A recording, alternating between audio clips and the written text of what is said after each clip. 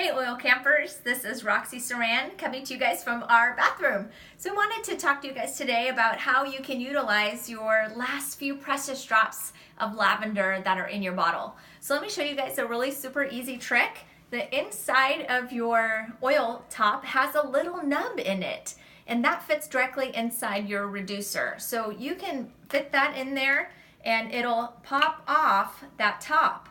All right, so now you can utilize those last few drops. So something that we like to do, and that's really easy, is that you can purchase Epsom salts at your local grocery store or Walgreens, CVS, any of those. And so just regular Epsom salts that are really great, therapeutic benefit for sore muscles and stuff in your bath. So what we like to do is utilizing those last few precious drops of lavender in here. You'll fill your empty lavender bottle that has 3 to 5 drops maybe still in here.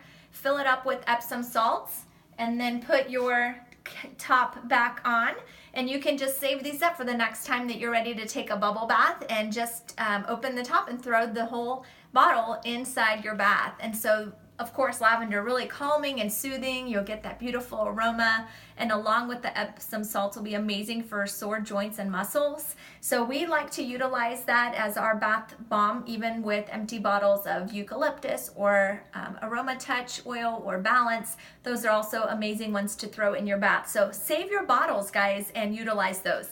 One more recipe for you guys. If you have a little bit of a bigger jar, you can take 1 cup of Epsom salts and pour that in there, and then pour in 10 to 15 drops of lavender in your Epsom salts. So you can utilize that in your next bath, and you can just take a spoon or 2 at a time and enjoy it that way as well. So thank you guys for listening. We hope you're enjoying your oil camp experience. Have a great day.